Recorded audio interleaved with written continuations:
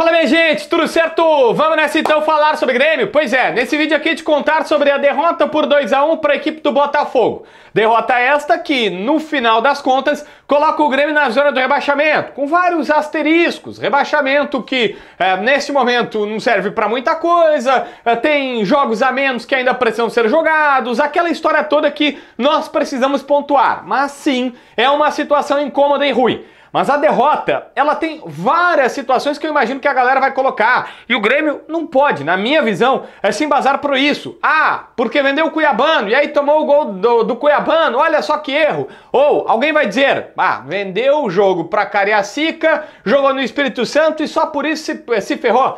Pra mim, na minha visão, não é tão óbvio assim. E eu quero aqui falar uma outra coisa, que talvez seja até mais óbvia, mas que pouca gente está querendo reconhecer. Uma galera até já se deu conta, mas que eu quero desenvolver esse raciocínio com vocês. Antes, preciso te dizer sobre a KTO. Pois é, eu fui lá, achei que o Grêmio podia se dar bem, né? Pô, mesmo jogando fora de casa, em casa, fora de casa e tudo mais. Pois é, o Grêmio se ferrou. Me dei mal lá na KTO. Coloquei que poderia ser uma vitória, disse que o Grêmio não merecia, quem sabe um 1-0 contra o Botafogo. Deu tudo errado, né? O Grêmio não conseguiu a vitória, o João Pedro Galvão, eu já tinha desistido. Eu tinha colocado na última rodada que o Grêmio vencia com o gol do João Pedro Galvão contra o Flamengo, porque era um feito semi-impossível. Mas, enfim, a KTO é pra isso, tá? A KTO a gente brinca, se diverte, tira onda, aposta, acerta, erra, tira uns trocos do sueco, devolve, ninguém fica rico da noite pro dia, não vai ser lá que tu vai mudar a tua vida, fazer grana extra, nada disso. Lá é uma casa pra tu brincar, pra tu te divertir. O slogan da KTO é KTO onde a diversão acontece. Então se tu quiser, considera agora em KTO.com,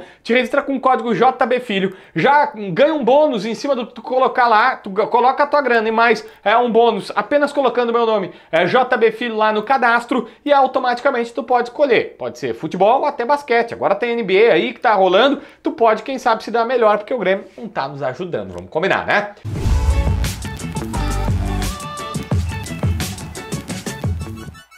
Gente, olha só, eu não achei um jogo ruim, tá? Definitivamente não foi uma partida ruim, a atuação, eu vi que algumas pessoas ficaram chateadas, tá vendo alguns colegas bravos, incomodados e tal. Não foi um jogo ruim, mas é fato que o Grêmio perdeu e é mais fato ainda que tá na zona do rebaixamento. Isso não tem como negar, é terrível pro moral, pro anímico, pro astral e tudo mais. Eu não tô entre os preocupados com o rebaixamento. Ah, mas JB é sempre assim, começa... Tchau.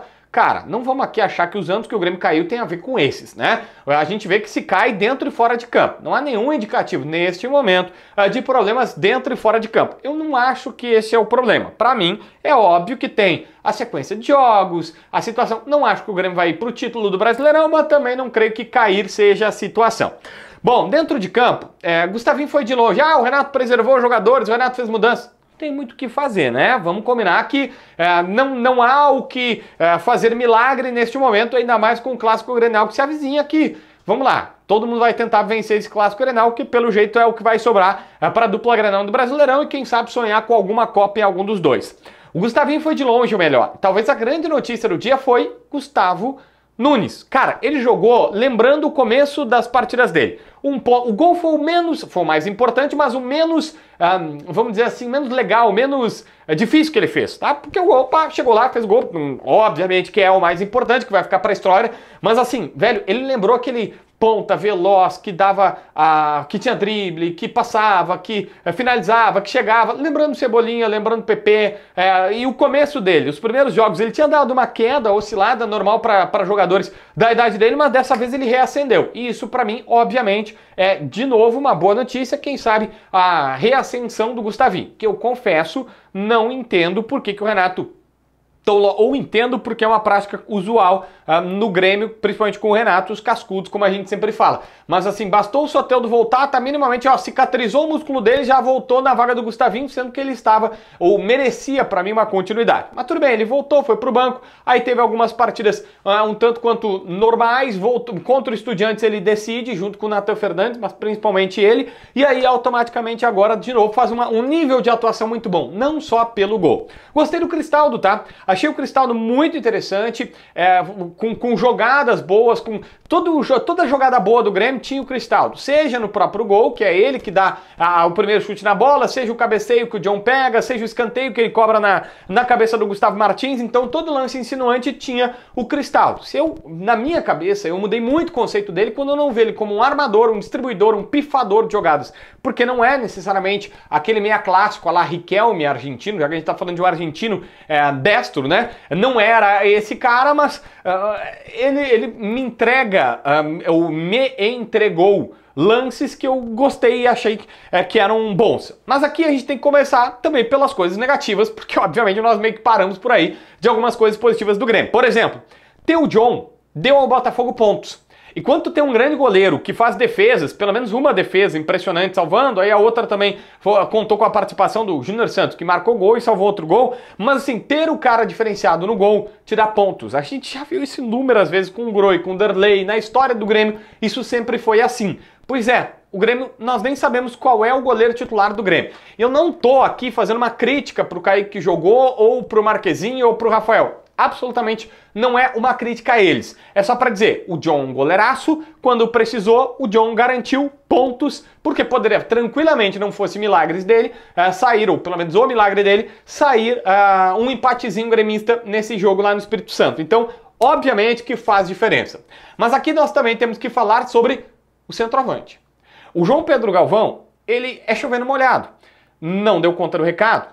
Se a gente for olhar, ele tem, no lance do gol, ele está impedido.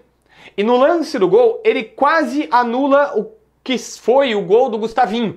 Porque eu acho até, eu não sei, assim, não vou respeitar a decisão de arbitragem, não gosto de ficar falando de arbitragem muito no canal, não sei, casos muito raríssimos. Todo técnico diz que não gosta de falar de arbitragem, mas fala de arbitragem, né? Mas, a não ser casos muito raríssimos, é só acompanhar meus vídeos aqui, porque eu acho que os clubes de futebol se escoram muito em árbitros, mesmo que de fato, sim, tem muitos problemas. Mas eu acho que tinha um impedimento porque ele participa ativamente do lance, mesmo que saindo da bola e tudo mais. Seria gol se ele não tivesse ali, tudo bem, mas ele participa ativamente do lance na minha interpretação.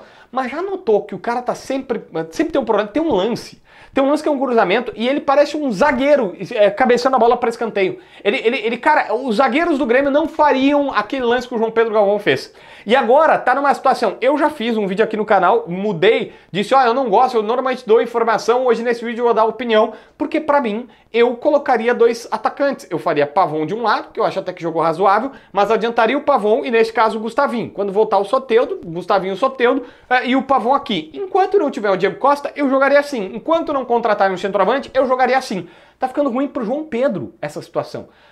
Eu sei que é difícil pro torcedor neste momento aqui raciocinar e pensar com tanta lucidez, mas cara, esse cara jogou bem no Cagliari, que é um time médio para baixo na Itália, mas jogou bem lá, tem sua trajetória. O Jorge Jesus, que todo mundo sabe que é bom técnico pelo que fez aqui no Brasil e pelo que fez na trajetória dele, pediu ele para ser contratado no Fenerbahçe. Ele chegou na seleção italiana jogando num time minúsculo não acabei de chamar o time de médio para baixo, mas um time pequeno, e aí automaticamente esse cara tem que ter bola. Ele tem uma trajetória, ele só não aconteceu aqui. Ele não deu certo no Grêmio. Acontece, qualquer pessoa já deve ter passado por um período que foi para um emprego que não se adaptou, que não conseguiu.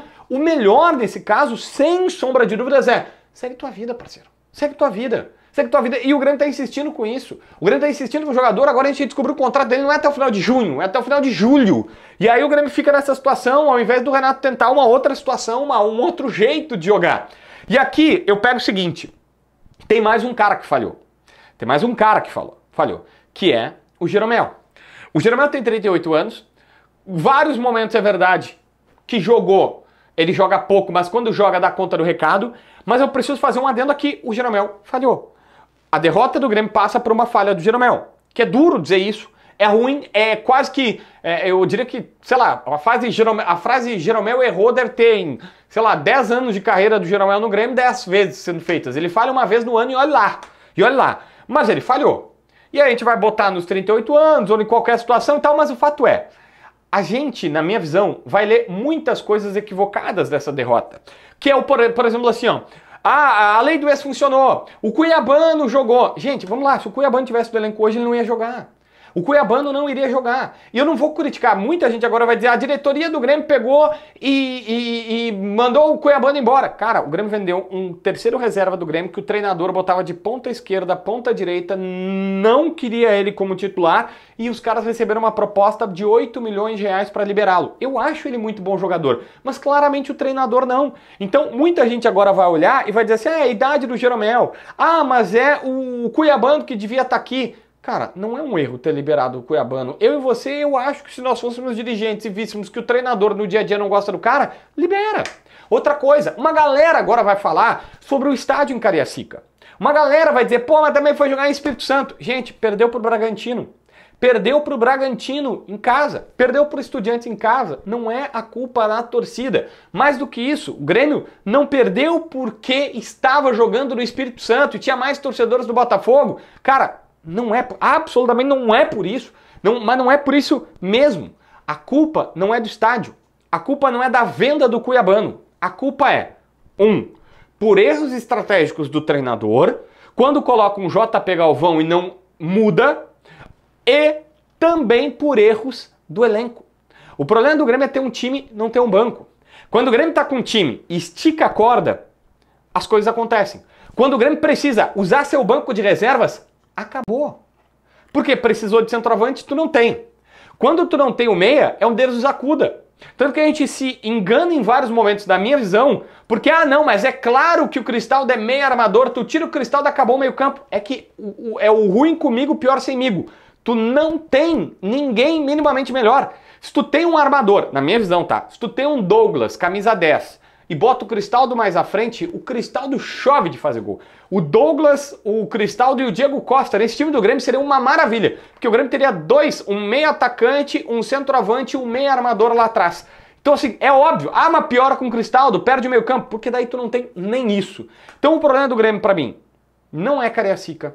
O problema do Grêmio pra mim não é necessariamente o cuiabano, a diretoria ter liberado o cara.